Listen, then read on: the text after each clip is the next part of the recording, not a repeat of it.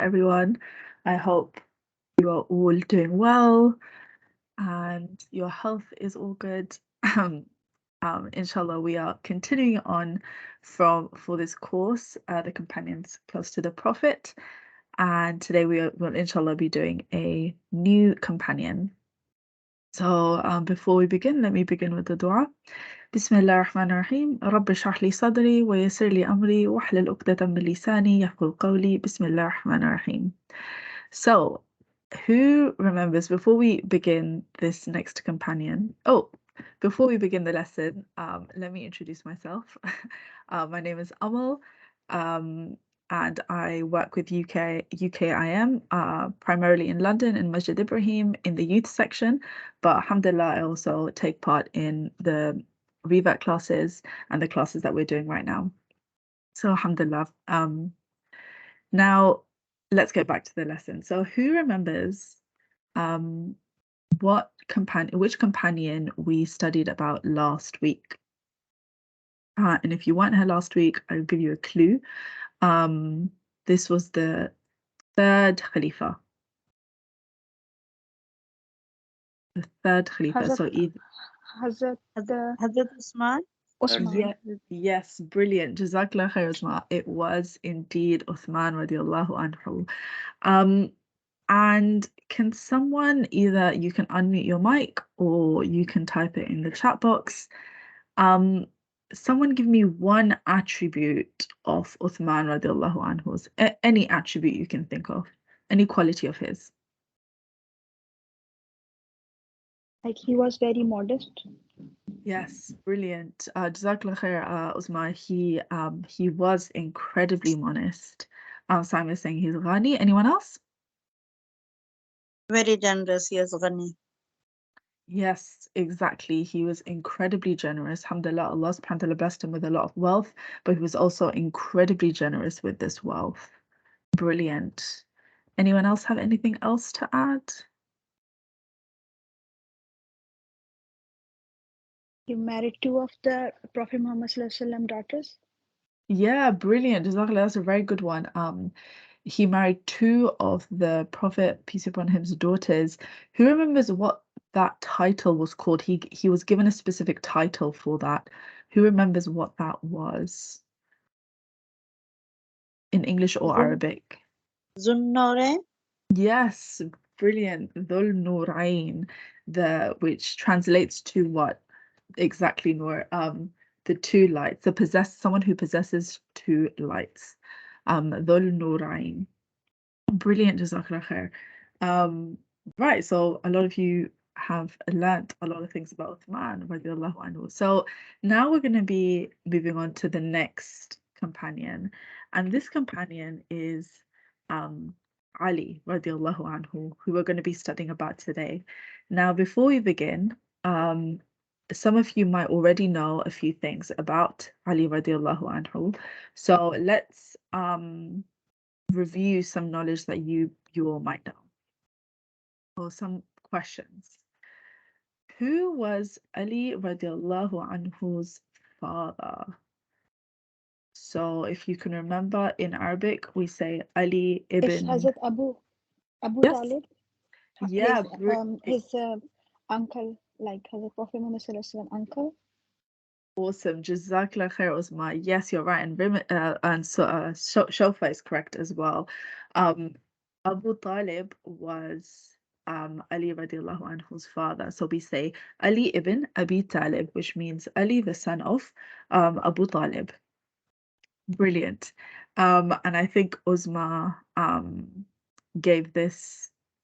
Okay. So the second question is, if Abu Talib, as Uzma said, was the Prophet's uncle, who is Ali radiallahu anhu to the Prophet? What is their relationship? They were cousins. Yes, brilliant. They were indeed cousins. So Ali radiallahu anhu and the Prophet Muhammad sallallahu alaihi wasallam were cousins. Which daughter did Ali radiallahu anhu marry of the Prophet? Hazrat Fatima radiallahu anha. Brilliant. Jazakallah khair. Uzma and Adila, Noor, Brilliant. He did marry Fatima radiallahu anhu, and as Saima has also said, because of this marriage that makes the Prophet and Ali radiallahu anhu cousins, but as well as cousins, Ali radiallahu anhu was also the son-in-law of the Prophet. So there's two connections there. Was he older or younger than the Prophet? So Ali, we're talking about Ali radiallahu anhu. Was he older or was he younger? Younger. Brilliant. Jazakallah khair, Nasim. Exactly, he was younger. I guess you could have guessed that because he married the Prophet's daughter, so he was probably younger. He was a lot younger than him. Who were Ali radiallahu anhu's children? Who were his children? Imam Hussein and Hassan radiallahu anha. Brilliant. Jazakallah khair, and Jazakallah Saima and Adila as well. Hassan and Hussein. Brilliant. These were the two grandkids also of the Prophet Muhammad sallallahu alaihi wasallam. You might have heard of these names. They're very prominent figures in Islamic history. Hassan and Hussein radiallahu anhu. Who was Ali radiallahu anhu's mother? So you know his father was Abu Talib, but who was his mother? Who thinks they know? So Abu Talib had a few wives. So this person was one of his wives. Yes, brilliant. Jazakallah khair, Adila. It was indeed Fatima bint Asad. Fatima bint Asad. Now, Fatima bint Asad was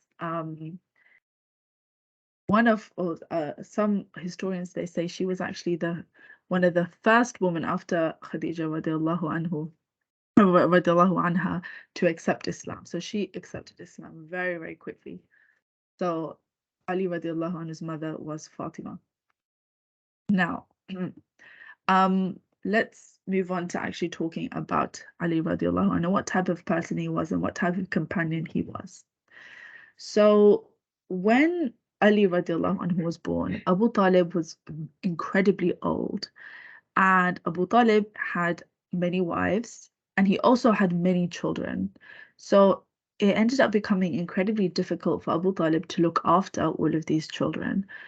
So what ended up happening was Muhammad sallallahu alaihi wasallam would look after Ali radiallahu anhu, and what that would mean is oftentimes Ali radiallahu anhu would live with the Prophet Muhammad sallallahu alaihi wasallam and Khadija radiallahu anha. So he was exposed to the Prophet from a very, very young age. So you might hear narrations where or Ali radiallahu anhu is narrating a hadith, and he's saying things that are happening in the household. And you might be asking, well, how was Ali radiallahu anhu in the household? Reason being is because Ali lived with the Prophet for quite a long period of time in his youth. Now, when the Prophet Muhammad sallallahu alaihi wasallam received revelation for the first time, so this is when Jibreel alayhi salam came down and revealed the first verses to him. Ali radiallahu anhu was, within this period, he was in close contact with the Prophet. So but although he was very much younger when the first revelation came down, he's almost the first child who converted. So if you hear this terminology, who was the first child who converted, it was Ali radiallahu anhu. He's not considered one of the first men who converted because he was a lot younger at the time. Whereas you might have heard people like Abu Bakr or Uthman or Umar radiallahu anhu, they were, or not Umar radiallahu anhu, but Uthman and Abu Bakr, they were one of the first few men that converted to Islam. Ali would be the first child who did. Now, what was his character like? Ali radiallahu anhu grew up, and even in his youth, he was an incredibly good problem solver. And on top of that, he was able to judge character very, very well. So he had very good communication skills with people. And on top of that, he was incredibly courageous. And inshallah, we'll give you examples of some of his ability to judge. And because he was very young when the first revelation came down, he grew up in a period where Muslims were being persecuted. So it was in a period in which it was a crime to be Muslim. So because he was incredibly courageous, he was an incredibly courageous child. He was very firm in his religion, and he was very firm with sticking to the Prophet Muhammad sallallahu alaihi wasallam. So during the migration, he also migrated. Now, a question to all of you. When the Prophet Muhammad sallallahu alaihi wasallam was migrating to Medina, there was a plot that the people of Mecca had, the Quraysh had, to kill the Prophet Muhammad sallallahu alaihi wasallam. What was Ali radiallahu anhu's role within not the plot to kill the Prophet, of course not, but he had a role within this period. Who thinks they know what this role was? The Prophet told him to do something. Yeah, he told him to sleep in his bed, and whatever the people have given his things, like all the people living around the Makkah, they used to keep their things safe with Prophet Muhammad Sallallahu Alaihi Wasallam. So before he was going out of Makkah, he gave all these things to his Ali Raziyallahu Ta'ala anhu and asked him to sleep in his bed. And when in the morning, he should give them back their things and just come to Makkah. Amazing. Jazakallah khair, Uzma. You are exactly correct. And so are you, Saima, and everyone else who answered as well. The Prophet Muhammad sallallahu alaihi wasallam, before he left to go to Medina, he told Ali radiallahu anhu to give back the possessions that people had entrusted the Prophet with. Now, we know the Prophet was an incredibly trustworthy person, so people would leave their belongings with him. So he still had a lot of these people's belongings that he did not want to take to Medina. So Ali radiallahu anhu was in charge of giving back these belongings to the people that owned them. So that was the first role he had. The second role he had within migration was when the Quraysh were planning to plot the Prophet's death. The Prophet Muhammad sallallahu alaihi wasallam told Ali radiallahu anhu to sleep on the Prophet's bed. So it looked like someone was sleeping on this bed. And through Allah subhanahu wa ta'ala's mercy, the Prophet was able to escape his house because Allah subhanahu wa ta'ala had put a cover on the people who was trying to kill him on their eyes. So whether they fell asleep or whether there was a smoke, there are a few different narrations of what happened. But the main point is that their eyes were covered from the Prophet. They were unable to see the Prophet when he left his house. That's how the Prophet was not killed. And then when the people realized that the Prophet might already have left, they decided to go inside his house, only to discover that Ali radiallahu anhu, who was still a child at the time, was sleeping in his place. And there's actually a beautiful hadith that people asked Ali radiallahu anhu, were you scared? Weren't you scared that, these aggressive people, these people that are ready to murder the Prophet, that they were going to find you in his bed? Were you not scared? And Ali radiallahu anhu, he replied with, and he said, actually, the sleep that I had, it was the best sleep of my life. So he said he had such an amazing rest that day. So that's a beautiful hadith. So that was the Ali radiallahu anhu's role during the migration. Now, after the migration, Ali radiallahu anhu also migrated with the Prophet to Medina. And in Medina, he did quite a few odd jobs. So he sometimes would help with business, sometimes he would help people in their farms, in their gardens, with their cattle, with their sheep. But he did not have a lot of money to begin with. So he grew up quite poor in Medina, as did a lot of the companions. So when Ali radiallahu anhu grew a bit older, he started to live in different people's houses. And he did not all the time live with the Prophet, because the Prophet Muhammad had his own family to look after. So Fatima radiallahu anhu was unmarried, and she was living with the Prophet at the time. Now, people were looking at the Prophet Muhammad was, or Fatima radiallahu anha, she was at an age where she was ready to get married. So both Abu Bakr and Umar radiallahu anhu, they both proposed and asked for Fatima radiallahu anha's hand, and they asked the Prophet. And even in these little hadiths that you read, what comes across is the Prophet's etiquette in talking. Now, the response the Prophet gave was, he said, "Let me think about this." So instead of just saying no, I'm not gonna give Fatima radiallahu anha's hand to you, he just said, "You know what? Let me think about this." So it just goes to show that politeness the Prophet had, that unfortunately is missing in a lot of the times in how we communicate. So Abu Bakr and Umar both proposed to Fatima, but the Prophet said, "Let me think about it," which basically was a no. And because it was a no, everyone realized that, well, maybe the Prophet had someone else in mind. So Ali radiallahu anhu, he got word that maybe he should propose and ask his hand for Fatima, and ask for Fatima's hand. And his initial response was, because he was so incredibly poor, he said, "I don't have anything to give her in dowry, in meher, the marriage gift that was obligatory to give." So he said, "I don't have anything to give her." But other people, the people convinced him. They said, "No, go and propose." So he went to the Prophet Muhammad sallallahu alaihi wasallam, and he asked for Fatima radiallahu anha's hand. And the Prophet asked Ali, he asked him, he said, "Well, what do you have to give as mahr?" So it goes to show you the obligation of mahr and how important it was. And then Ali radiallahu anhu, he replied, he said, "I don't have anything. I don't have anything, Ya Rasulullah."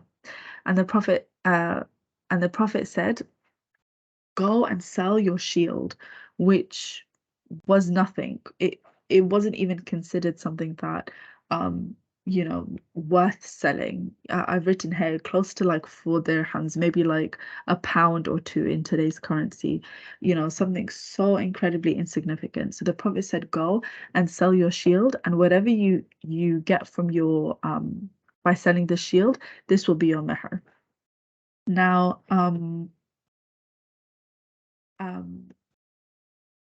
of course, within this decision, the Prophet Muhammad sallallahu alaihi wasallam made sure that Fatima radiallahu anha was okay with this decision, and she was. So I've missed a bit here, but I have it in my notes here. So when he went to the marketplace to go and sell his shield, Uthman radiallahu anhu saw that he was selling his shield, and he asked Ali radiallahu anhu, "How much are you selling this shield for?" And he said, "I will take whatever you want to give. Whatever you want to give me, I'll take it." Because Ali radiallahu anhu, he knew that the shield was not worth anything. So there's no point in putting a price on it. So he just says, "Whatever you want to give me, give it to me, and I'll sell you the shield."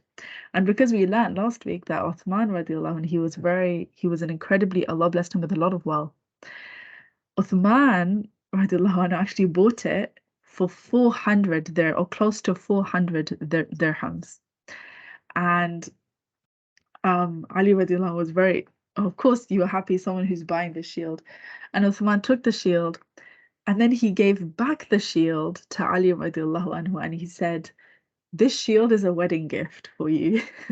So in fact, Ali radiallahu anhu, he did not lose his shield, and he gained 400 dirhams from selling his shield. So he had this money now, and he used that money for the meher and the marriage. And that was what he used as the dowry. And some people use this also to try and calculate how much the meher would be in today's amount, but Um, as we know, anyone can choose any amount for the mahr.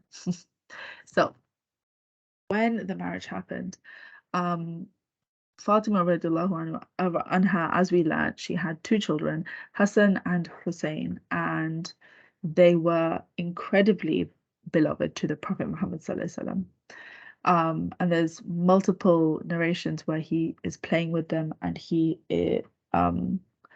playing with both of them, and he loved them very much. Now, I think we learned this last lesson as well, that after the Prophet, oh, I think someone's on mute. Let me. Jazakallah khair.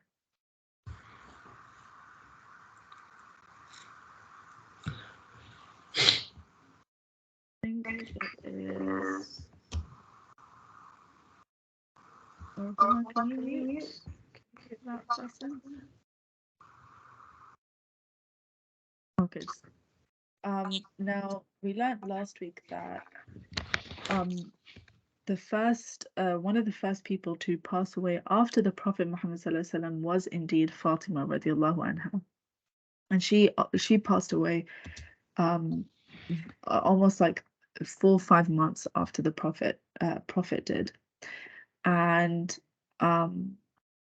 when she passed away, Ali radiallahu anhu was incredibly gutted, and he was incredibly sad, and the marriage and the love they shared between each other was so beautiful. And I haven't written it here, but I was listening the other day. There's a beautiful poem that Ali radiallahu anhu reads at the grave of Fatima. And he expresses his love towards her, and he's so incredibly sad about her passing. So it's something that for you to look at in your spare time, and it goes to show that we often have so many Western examples of love, but subhanallah, you have examples in the times of the Prophet and the companions, and how they loved, and how their marriages were. Now, we learned from the other companions that the first Khalifa was Abu Bakr, then it was Umar, and then it was Uthman. Now, after Uthman radiallahu anhu was assassinated, Ali radiallahu anhu was voted in to as a Khalifa. So before we do that, let me ask you a question, because I haven't asked you a question. So we've learned that the Prophet had four, well, you might know this already. The Prophet had 4 children. He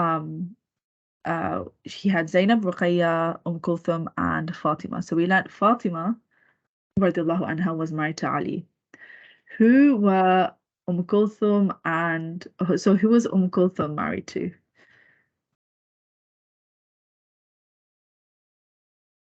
We learned about it. Yes, brilliant, Uthman, brilliant. And who was Ruqayya radiallahu anha married to? She also married to Hazrat Usman. Yes, very good.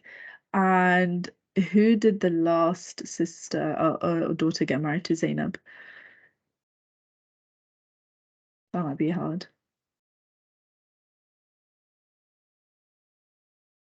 I'm not 100% sure, because Hazrat Fatima married to Hazrat Ali. Then I'm not sure any of his daughters then married. I don't think so. It will be Hazrat Umar.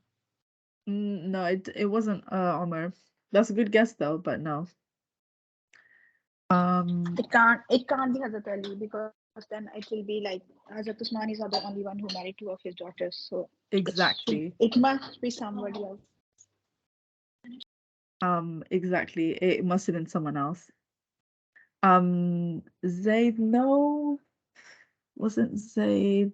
You're getting confused between Zainab, the Zainab. So there was a Zainab who was the Zaid ibn Haris, the one who was in the who was when he was child, he was with the Hazrat Muhammad Sallallahu Alaihi Wasallam. Is it Zaid ibn Haris or something? Or not? Yes, Yes, you're right. That is, but there's two different Zainab. So there's the Zainab who married the Prophet, who's a different Zainab, and there's the Zainab radiallahu anha who was the daughter of the Oh, yeah, Prophet.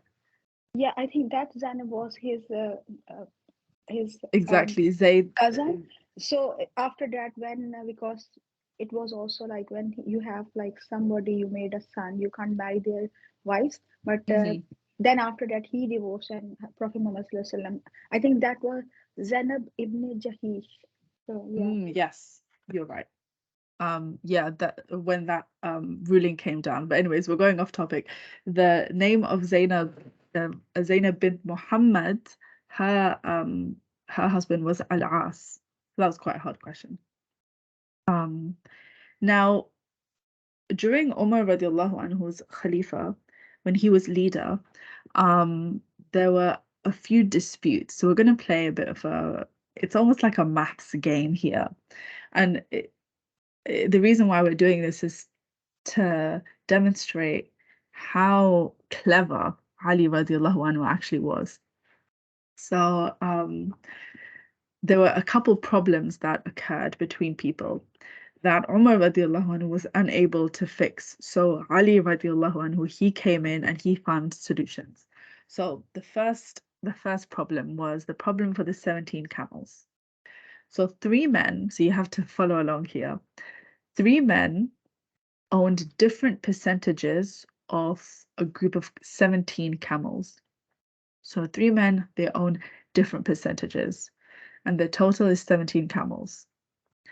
One man owned a half of the camels. One man owned a third of the camels, and one man owned a ninth of the camels. So if you want to put it in numbers, because there were 17 camels, 17 divided by 2, which would be the half of 17. The first man owned 8.5 camels. The second man, the one who owned a third, owned 5.67 camels. And the last man who owned a ninth owned 1.86 camels. So these men were disputing how to distribute these camels, and they didn't know who should own what. And it became a matter of the courts. And Ali radiallahu anhu was called to come and fix this issue. So how would you solve this problem? What would you do? One person tell me what they would do. Quite a difficult problem. I try to do it like 8.5 if you give 8, but like a maths, when they say it, but after 0.5, if it is like no. But here, if I was trying to do it 8, 6, and 2, but they will become 17 camels. You do So 8, either it 6, will and be 2. 9, Mm-hmm. 6, and 3. Assalamualaikum. Well, I was 6 and thinking 2, it will be 16. But if we do 9, 6, and 2, then it will be 17. yeah, That's you a did yeah. Go on, Rim. Go on, Rim. Oh, Rim, were you saying something? Oh, can you hear me? yeah, assalamualaikum. I was just saying that we can just round it up so the 8.5 can become 5.67 can become 6 and 1.86 can become 2. If you add it all up, it will be 17. So give 9, 6, and 2. 9, 6, 2. So round it 9, up. 6, 2. That is very good. And that you will see 9, 6, and 2. Yes, I'm saying 9, 6, and 2. Brilliant. Now we are doing this knowing that 17 divided by 2 is exactly 8.5, and 17 divided by 3 is exactly 5.67. But they didn't have calculators back in the day. They didn't have iPhones to have their calculators back in the day. So the way Ali radiallahu anhu thought about this, and to make it clear to the people that he was being just, was this. It's actually incredibly smart. He asked one camel from the government's belongings That gave 18 camels in total. And then he split it up. He said the person who has a half, who owns a half, 18 divided by 2 is 9. The person who owns a third of the camels, 18 divided by 3 is 6. The person who owns a ninth of the camels, 18 divided by 9 is 2. Now, 9 plus 6 plus 2 is 17. Now, sorry, 9 plus 6 was 9, 10, 11, 12, 13, 14, 15. So yeah, it's 17. And one extra camel from, oh, sorry, I don't think this last point is supposed to be there. No, I think he because all these figures like it was hard to divide by the odd number, so he made it even number, and it will be easy to do the percentage, and they will all 962 the way we did it, like the maths now do it without the we round it, and then they all have 9 plus 6 plus 2 is become 17, and one extra he owed it and he give it back to the government. Osma, I was getting a bit confused by the one, but yeah, there's 17 camels in total, and he got one extra, so that one extra was given back to the government. Yeah, I don't know. My maths was being a bit, my mind was being a bit, being a bit strange there. But Jazakallah khair, Osma, you're right. So that is the way in which he figured out and he solved this problem, and everyone was happy with this solution. So you can see how his mind is working and how Allah subhanahu wa ta'ala has blessed him with this knowledge of problem solving. Now we have another one for you, which is even, I think, a little bit more harder. So there were two men, and I've given them fake names to make this easier. So one man had 3 pieces of bread, and one man had 5 pieces, or you can call them loaves. Let's call them loaves for ease. So one man had 3 loaves, and one man had 5 loaves. So Bilal is the one that had 5, Ahmed is the one that had 3. So a traveler came to both of them and offered to split the food with them. So the traveler came, and Ahmed and Bilal said, we will share this food with you. So each loaf of bread was split into 3 pieces, and everyone shared the bread. When the traveler left, he gave the men some money. So Bilal and Ahmed, he gave the men some money to say thank you. He gave them 8 dirhams. So Bilal said, okay, I'll take 5 dirhams, and Ahmed, you can take 4. And Ahmed said, no, hold on, we should just split the money equally. And this became a dispute. So Ahmed wanted to split it equally. Bilal said that I'll take 5 and you take 4. So this matter was then taken to the courts. Now, what do you think Ali radiallahu anhu did with this? How do you think he solved this issue? I think the maths is easier, but someone tell me what you think. What you think should be done in this dispute?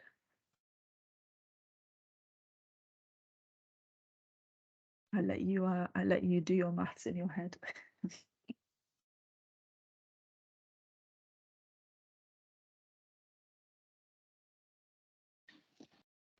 I think he should give four to each of them and take 1 to the government.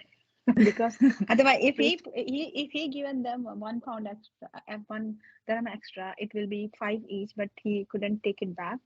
So I think he should give 1 charity and give them 4 for each. Give 1 to charity. That's okay. That's a good. But then, if you're splitting them equally, Bilal initially had 5 pieces. So Bilal gave more food, didn't he?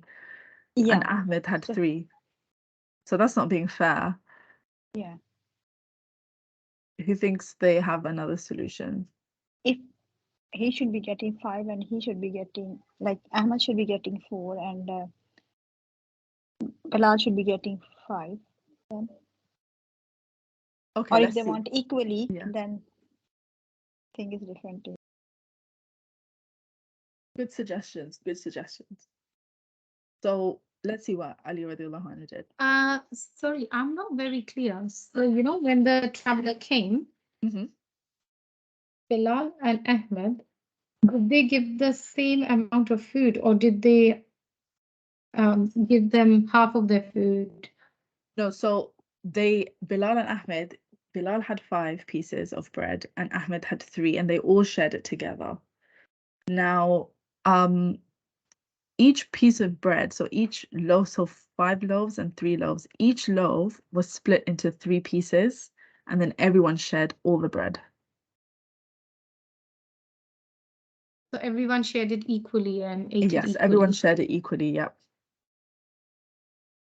Okay. It's a bit of a maths problem. We need to get maybe our primary So school if kids it with. Yes. So according to me, it should be half, like equal halves, because I had a point. I forgot. Now let me think about it. Anybody else wants to answer in the meantime? Assalamu alaikum wa rahmatullahi wa barakatuh. Sister, so I think that if it's 5, Bilal have 5, no? Now I do the math now. And 5 with 3, like 15, no? 15 breads, no? Like small breads. And the other one had 3, more 3, so it's 9.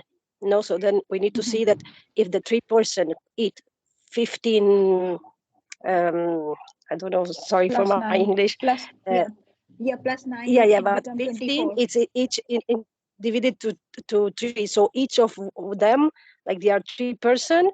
So from Bilal, they ate each of one, like 5, no? 5 5 breads. And for the other one, each take 3. So I think the normal one is like he say before, like 3 dirhams for I don't know the other person, and for Bilal like 5. Like because I don't know, it was 8 dirhams or 9 dirhams they need to split. 8. It's 8. Yes, because that guy eat 5 breads from Bilal and 3 breads from the other guy. So I think it's like 5 for him, for Bilal, and 5 for 3 for the other guy. Brilliant. Adila is actually on the correct lines in Because terms the of man, his share, it was 5 Yes. breads from Bilal and 3 breads from. Sorry. You're on the correct lines. You're absolutely on the correct lines. You've got it completely right. And I can't do the maths in my head, but I think you got it right. I think it's 5 and 3. So let's figure out what Ali radiallahu anhu did. So what Ali radiallahu anhu did, what he said was Ahmed should take 3 dirhams of what Bilal is offering, because Ahmed actually only deserves 1 dirham. So let's do the maths. Let's break it down, just like Adila did. So 5 breads split into 3, because each piece of bread was split into 3 pieces, is 15. 3 breads is split into 9. 15 plus 9 is 24 pieces in total. So 24 pieces was split amongst 3 people. Yep, everyone following? So if that's divided by 3, each person ate 8 pieces of bread. Thus, each person would have 8 pieces of bread. So Ahmed would have eaten 8 pieces and given 1 to the traveler, because remember, Ahmed had 3 pieces of bread. So he had 9 pieces when it was split into 3, and he actually only gave 1 to the traveler. Bilal would have eaten 8, but he would have given 7 to the traveler. Is everyone following? Because remember, you have to count yourself as well. They also ate the bread. So that's why Ali radiallahu anhu, he said, Ahmed only deserves one dirham. And Bilal, I think his name was Bilal, yeah, Bilal deserves to take 7. But what Ali radiallahu anhu said, that Ahmed can take 3 and Bilal can take the rest. So 5. But that was only because of Bilal's mercy and Ali radiallahu anhu's mercy. It wasn't because the maths was right. The maths actually says that Ahmed should only have 1 dirham. So you can see, again, just these small examples, how clever Ali radiallahu anhu was. And he used this in his judging and his ruling. And he used this in his leadership. So we learned last week that Uthman radiallahu anhu, he was assassinated by people that did not like some of the decisions he made. And a lot of people did not want him to rule. And these are the people, Muslim people, that assassinated him. Now, after the assassination of Uthman, like I said, Ali radiallahu anhu was reluctantly appointed as Khalifa. And during this period, and I don't go into a lot of detail, but during this period, it was a time of an incredible unrest for the Muslims. And there were multiple different groups and coups forming among the Muslim Ummah.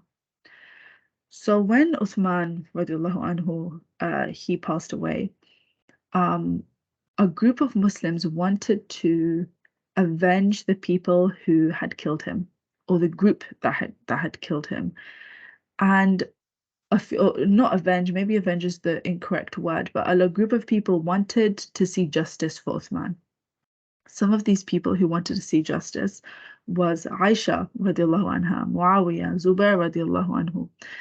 And Ali radiallahu anhu, using his judgment at the time, said that he would reprimand them and they would face justice, but not at the moment.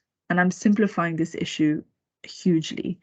But the overarching decision Ali radiallahu anhu made was that he was going to wait until the tensions diffused between these two parties. However, because of this delay, it actually caused a civil war between the people who so Ali radiallahu anhu's side and the people who wanted justice for Uthman radiallahu anhu. Now, again, during his time, more unrest followed, and there was a leader who was the leader of Syria, and his name was Muawiyah. Muawiyah was one of the people who wanted to also take justice from Uthman radiallahu anhu. And Ali radiallahu anhu at the time wanted to take back control of Syria and appoint a new leader. However, because Muawiyah radiallahu anhu, he had a lot of popularity, he was the one who was controlling Syria. And he had complete support of it. Now, alongside this, another completely radical group began to rise. And they were slowly starting to make their own statements and their own rulings. And they completely abandoned the decisions of Ali radiallahu anhu and his authority. And they were known as the Khawarij, or the Khawarijites. And this group basically declared that they did not like the rulings of Ali. They did not want him to be Khalifa, and there was a rebellion against Ali radiallahu. Now, during this time of unrest, Ali radiallahu anhu, he wanted to try and diffuse this situation. And as he did so, within this time when he was trying to diffuse the situation, this group of Muslims, they plotted to kill Ali radiallahu anhu, and they did so by murdering him and poisoning his by stabbing him, by poisoning his sword as well. So this is how Ali radiallahu anhu, unfortunately, he in the way in which he passed away was very, very sad, that he was killed by Muslims. After the death of Ali radiallahu anhu, Muawiyah took the role of Khalifa, and he was also incredibly powerful. But again, like this constant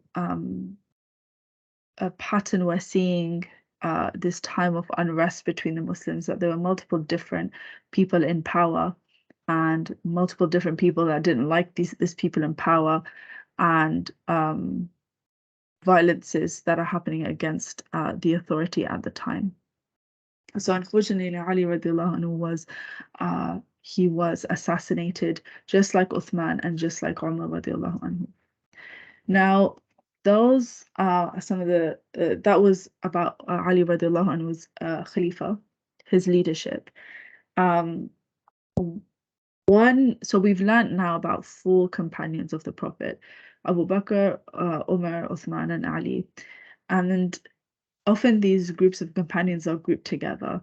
And the Prophet Muhammad sallallahu alaihi wasallam, he once said, summarizing these 4 companions, he said, the most merciful of my ummah towards my ummah is Abu Bakr. The one who adheres most sternly to the religion of Allah is Umar. The most sincere of them in shyness and modesty is Uthman, and the best judge is Ali ibn Abu Talib. So all of these companions, they are people who we can absolutely look up to and take from their character and implement it in our own lives. So this is just a summary of the 4. Abu Bakr, trustworthy, charitable, loyal. Umar was a just leader and selfless. Uthman, modest and wise. Ali, steadfast, a problem solver, and he was incredibly charitable. Now, just to conclude, on top of answering this question, what is an attribute of Ali radiallahu anh, that we can apply in our lives? But on top of that, tell me anything you might know about Ali radiallahu anhu that I might have missed that you can share with the class. So He was very brave. He was the one who did the when it was a Khabar, but he was the one who did the he did alone take off the door of the castle of the Khyber, I think, where the all the Jewish were hiding, and all the Muslims were going in groups and try to break the door, but they couldn't do it. And then Hazrat Ali went and he did it by himself alone. That's why he was called the Line of Allah or something like that. That's why he got this. mashallah, that's a great story. I'm not sure, maybe someone else can verify that, but that's not something I know of, but Jazakallah khair, for Because sharing. I know they will call him like Sherif Khuda, like in Urdu, and Yeah. because he was really powerful man. Mm-hmm. So that's why. I have heard the Line of Allah. Yeah. And I his have sword heard that. was very popular as well. Yes, that's true. Whenever he raised his sword, so nobody can be like safe from it. Mm-hmm. Very, very true. Jazakallah khair. Munazza is saying, yes, problem solving, resolution. Exactly. Allah subhanahu wa ta'ala did bless him with an incredibly good mind. But using that to solve disputes. He didn't just use that to maybe do business or increase his own wealth, but he used that for the people. Brilliant, Jazakallah khair. Anyone else?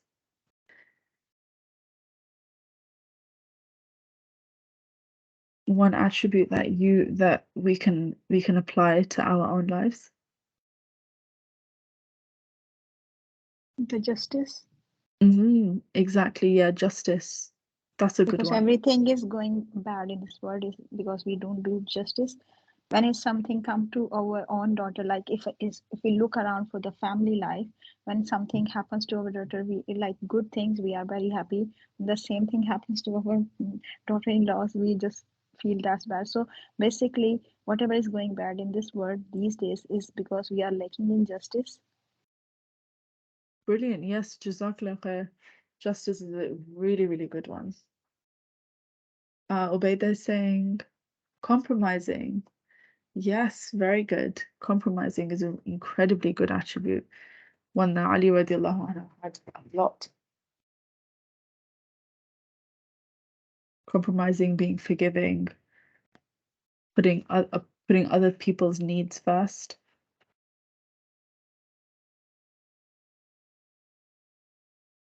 Yeah, in terms of politics. I think anyone that is a leader understands what it means to compromise in every single decision.